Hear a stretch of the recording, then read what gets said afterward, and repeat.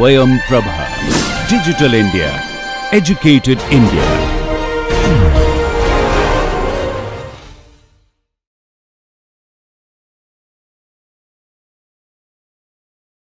In this particular lecture, we are going to cover some of the key concepts of statics, which constitutes some of the initial chapters of engineering mechanics that you have studied. Now, if you remember, in some of those chapters, what we essentially tried to do is that you were given an engineering system, maybe a bridge or a building, or even a problem such as where you have a truck, carrying something with a rope. What we essentially did was that we idealized that particular system.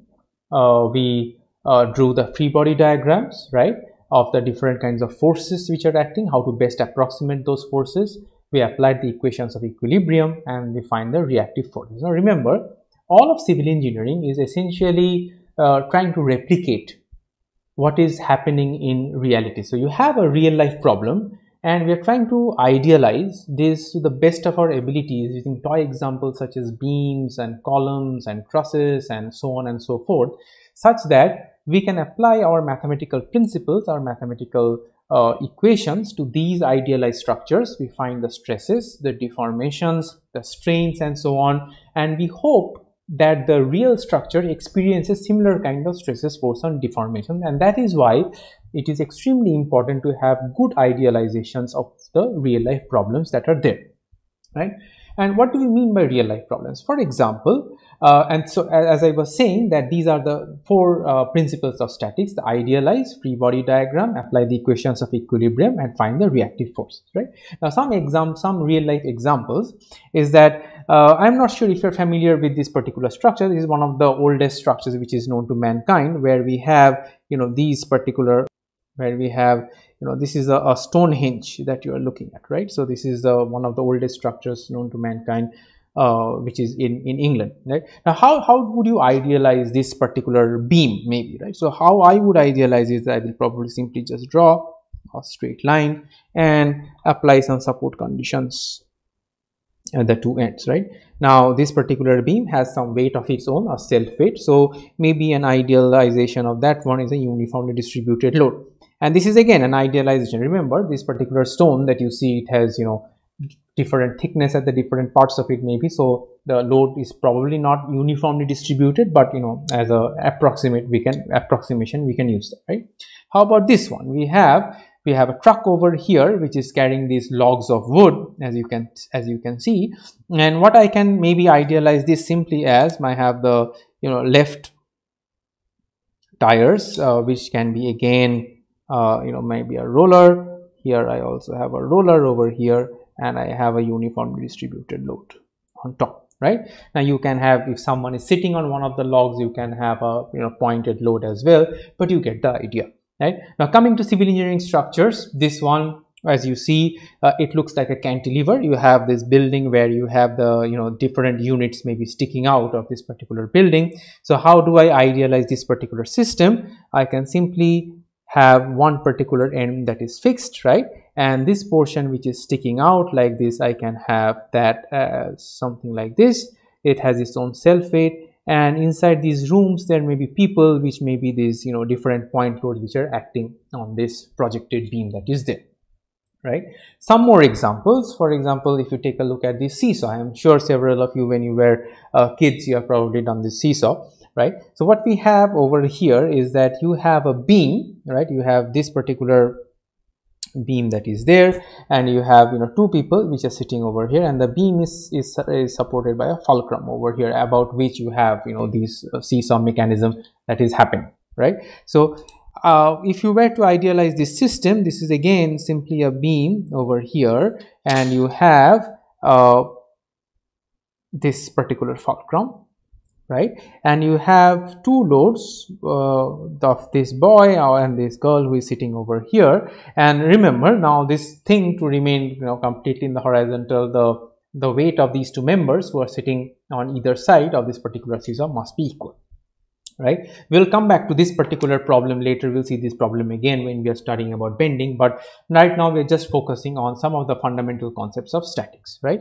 Another example, if you are from a coastal city of India, or if you have been to Goa, or if you have been to Kerala or some of the other places, you must have seen the coconut trees there, right?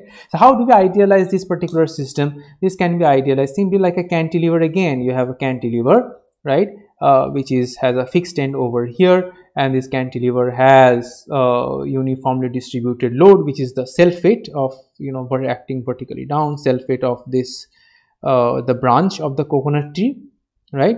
And also you have this entire canopy of leaves and the coconuts, which may be idealized as a point load acting at the very tip, right? Now, as a consequence of this, what would you have? You would have the support reactions, right, and you will have a moment as well, right? Now typically reactions are drawn with a cross. That's why I have crossed each of those arrows and the curved arrow for representing the moment that is over there, right? Now that once you have idealized this system, so what do we essentially do? We apply the equations of equilibrium, because at the end of the day we want to find what are these reactions which are over here, what are the magnitudes of these different reactions and the moments that are there, right? So we arrive at these equations of equilibrium. Now they can be written in different formats. For example, if you're writing in a vector format, it is simply your summation of the total forces acting in the system must be equals to 0, and the total moments, which can be represented as a product, the cross product rather, of the lever arms times the forces, that must be equals to 0, right? If you are dealing with a 2D system, you will have, suppose if you have a 2D system where your horizontal axis is x, vertical axis is y, you have the summation of the forces in the x direction must be equals to 0, summation of the forces in the y direction must be equals to 0. And remember, if you have a 2D system, for example, if I show you this particular one over here, I have the x-axis and I have the y-axis, so my moment must be coming about the z-axis over here. So I have the summation of mz equals to 0, right? Now if you have a 3D system, you have the x, y as well as the z-axis, then you have all the components of the forces and all the components of the moments that must be equals to 0, right? So you have summation of fx0, summation of fy0, summation of fz equals to 0, and similarly for the moment, summation of m of x must be 0, summation of m of y must be equals to 0, summation of m of z must be equals to 0, right? Now remember one thing, that these are actually sufficient to solve a problem only if it is statically determinate and stable. In this course, we look at some of the statically indeterminate problems as well. You will look at them more in some of the advanced courses that you will take in your later years. But if you have a structure which is statically indeterminate, your equations of equilibrium are not sufficient. You need other conditions to find the reactions and so on. But for now, this is okay, right? So we did these, that you see, we idealize the system, right? We do the free body diagram essentially to replicate the real system in our in our idealized system, right? We applied the equations of equilibrium. Now what we do after that, we find the reaction forces. Now as I said, that it is extremely important to properly idealize the supports and the connections, because your results may vary wildly if you are mistaken in idealizing your supports and connections. So we will look at some of the common supports and connections which we use in our civil engineering systems, and how you can idealize them, and what are the type of forces which are acting on them, right? So one of the first one is the roller support. Remember the roller support which you drew on the tractor as well. So roller support essentially allows for the translation. For example, as you can see here, that you have a bridge where the beam of the bridge, also known as a girder over here, it rests on this particular roller that is there, and it can be idealized as this one over here. So this does not allow, so it is probably, it does not allow the vertical movement, but it allows the movement along this translational axis. So it, you have these rollers, so it is free to move along the horizontal axis. Another example of that may be a roller like this, also from a bridge. It looks a bit risky, but probably a lot of calculations has gone behind developing such a slim kind of a bearing. This is also called a bridge bearing that you have. It's called a roller kind of a bearing, right? Now any idea why these rollers are provided? Essentially, if you think about it, the bridges are typically subjected to, during the daytime, a lot of warmth from the sun, and if you are in cold regions, you may reach sub-zero temperatures at night as well. So your structures tend to expand and contract, right? So if you have your beam at one point, one end is fixed, the other one you put maybe a roller, so that this thing can expand and contract, and the roller sort of accommodates this expansion and contraction. If you are making both the sides as pin, right, then this particular member is trying to expand or contract, and if you don't allow that, you will start to develop some cracks or other kinds of problems in your girders, right? So this is the roller support. You can have a vertical roller as well, you can have an inclined roller. This is a 3D kind of a roller over here, right? You can have a pinned support, which I was saying, as one of the end is pinned. Now remember, if I have a pinned support over here, it allows this kind of movement. So it allows some kind of a rotation, right? But it does not allow, if I'm pulling it, right, it does not allow translation along the x-axis. If I'm pulling it vertically up, it does not allow translation about the y-axis. Now remember, this is extremely important, that in the principles of statics, if you are not allowing a particular deformation or a rotation, you will consequently develop a reaction force or a reaction moment, right? For example, as you can see here as well, I will repeat this one more time. You are not allowing translation about here, so you feel a pull in your particular support. You are not allowing a translation, so you have this particular reaction over here, right? You are not allowing a translation about the vertical direction, so you have this particular reaction as well, right? So this is again a 2D example where you have the pin slightly inclined, and here you have this particular kind of a 3D kind of a pin. The best way to understand this is maybe with your ball and socket joint over here. You can literally move your arm anywhere, but it doesn't it has these reactive forces. It doesn't, because it does not allow it to pop out, right? So it allows the movement, right, but it develops the reactive forces. When you are suppose pulling this particular arm, you will feel the reaction coming over to your shoulder, right? Now moving on, we have the clamped supports. So as I said, the cantilever example, remember, as you see in this particular beam as well, you have these pins over here. Now again, just backtracking to what I said, if you are not allowing a particular translation or a rotation, you will develop those reactions. So if I have, in contrast to my pin example, if I now clamp it completely, I am not allowing this x-axis movement, I am not allowing the y-axis movement. In addition to that, I am not allowing any movement. Remember, this particular beam, it deforms, it will undergo. If I clamp it and if I try to bend it, you will see some deflected shape of this particular beam. But here at this particular point, I essentially have no rotation because I've completely clamped it.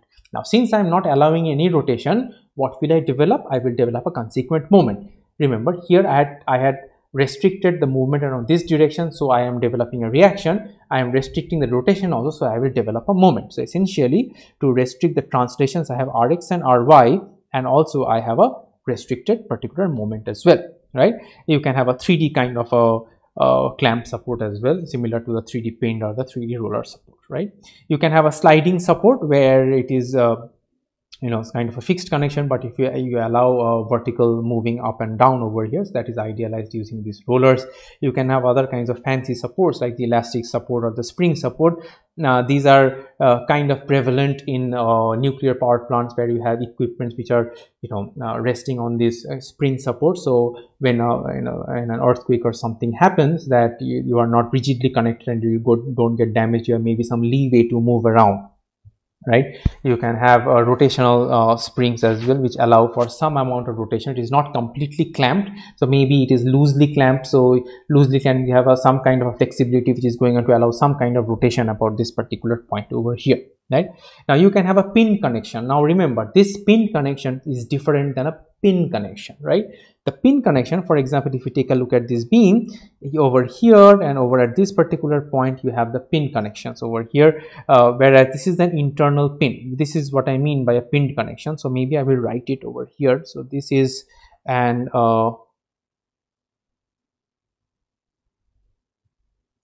internal pin or hinge, right? So what it essentially does, and the best way to understand is that if you have a laptop, the hinge of the laptop, or if I have to show you, for example, in my notebook over here, right? If you idealize it, so this is, if you have your laptop, this is where your keys are, and this is your monitor, right? So it allows for this kind of movement, right? If you take a look at the beam again, see if this one will allow this kind of movement over here, but if I try to pull it, I cannot. If I try to pull it vertically up, I cannot as well, but I can always make it rotate about this particular hinge. So this is a kind of an internal hinge connection that you have, right? So this is a pinned connection, right? Now that we have all these different kinds of support conditions, we have the idealization of a particular structure, what do we do with it? We find the support reactions. That's our objective, at least that was our objective till we studied statics. For example, if you take a look at this particular frame that is there, which has the different kinds of loadings. You have a triangular load over here, you have a uniformly distributed load vertically down, you have a uniformly distributed load acting about the x-axis, right? And as you can tell that you have a pin connection here at D, you have a pin connection here at A as well. So essentially, how will I find what are the reaction forces coming at D and what are the reaction forces coming at A? First, I will probably, and you would too, if you were solving this problem, you will try to make your life easier. You will probably sort of idealize this triangular load, which is over here, as simply maybe an idealized load over here as an equivalent load. Now, since it's a triangle, what would be the magnitude of that particular load? Suppose I represent the load as FQ naught. That will be the area of the triangle, that is half times base times the altitude. So that is going to be half times my base. The length of my base is C over here. So half times C times Q naught. Right, so this is the altitude over here, so that is going to be the total load FQ naught. Similarly, you can have an idealized load over here, that is your FQ2. Similarly, you can have an idealized load over here, that may be your FQ1 over here, right? Something. So when after you idealize the loads, you can maybe blow out your beam and your frame to calculate the support reactions at these particular points D and this particular point A over here, right? Something similar to this. So as I was showing, this is the equivalent load, that FQ naught, which is half times this particular length times this particular height. Then you have the equivalent load FQ2 over here, and lastly the FQ1, and you have sort of segregated. Remember, the whole system is in equilibrium, so the individual parts must also be in equilibrium. So you have separated the top beam, the inclined beam over here, and remember here you're calculating the reactions dx and dy. Now since this was connected to over here, you must transmit the equal and opposite forces. So you have a vertical dy and a horizontal dx over here, equal and opposite, because remember the point D, if I just have to go back, this point was not going anywhere, it was just staying over there. So that means if I sort of segregate that, the forces must balance out for that point to stay at the same time. So if I just separate this element and take these loads and these reactions, whatever I calculate must be equal and opposite to what I get over here, right? And you can calculate the reactions, what you're getting at this particular point as well, right? So now that you have sort of understood that what we are essentially trying to do with these principles of statics, you calculate the reactions and so on. So what are these principles which we are going to take, and what are we going to do with it in solid mechanics? Now I'll just explain you through an example. For example, I'll take a very simple case where I have this particular piece of sponge that is there. So suppose I'm just holding it, maybe a clamp kind of a fixed support over here, right? And I'm applying a particular point load over here, maybe using this one. I apply a particular point load, right? So what do you think I will feel in this hand? Since I'm pushing this over here, I will, of course, have to push by an equal amount over here. So I will have equal and opposite forces which are acting over here. Now, because of this particular force, I am developing another force P over here. If this magnitude is P, I will develop another force P over here, right? So this is up to which we had learned when we were discussing statics, right? If you have to idealize this, again, let's just run down the steps. You take the structure, you idealize it, probably you will idealize as a beam, right? My hand, you will probably idealize as a fixed support over here, and this pen with which I'm applying the force, I probably idealize as a point load, right? So you have the beam a fixed end, a point load. All you will do is that you will calculate the reaction. Now I can make this problem, increasingly complex by adding other kinds of, forces, but I'm not. I'm just, concentrating on one particular direction over here, right? Now I want you to watch closely. Now if I have this particular beam over here, now see what happens as I keep on pushing it. As I keep on pushing it, do you see the vertical lines which are drawn over here as well as the horizontal lines, especially the vertical lines, they start coming close to each other, right? Now why does this happen? This happens because this particular beam now has some internal forces, right, which is causing this internal deformation. The overall deformation that you see, if I have to sort of dramatize this one, if I am just pushing it, right, the overall deformation that you see in this particular piece of sponge is actually an aggregation of the individual deformations, right? This is the main focus of our course on solid mechanics, right? We try to find these internal deformations, the internal forces, the internal stresses which are going on in our structure, right? So the objective of this course, that once you're done with your fundamental principles of statics over here, the idealizing, applying the equations of equilibrium and so on, what we try to do is find some of these internal forces, the internal deformations, the internal stresses. From your +2 curriculum, you probably know the what are stresses is the force divided by the area. We'll look at several other kinds of stresses in the solid mechanics, but essentially what we're trying to find is that given a body, a deformable body, which is subjected to maybe a multitude of forces, in addition to the axial, you have the bending forces and so on, what is the internal deformation, internal stresses, internal strains which are going on, which is a step above what you had learned in the solid mechanics course, right?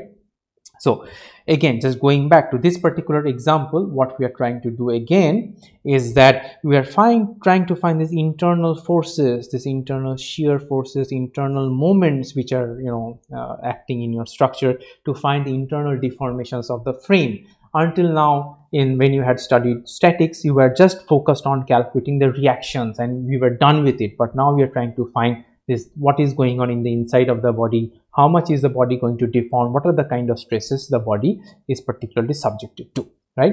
So with that being said, I would like to conclude this particular lecture. In the next lecture, we will move on to the core of our course. We will look at some of the concept of stresses and strains and some of the other related concepts as we go ahead in this particular course. All right, I will see you guys very soon. Please watch this lecture and learn from it. Thank you.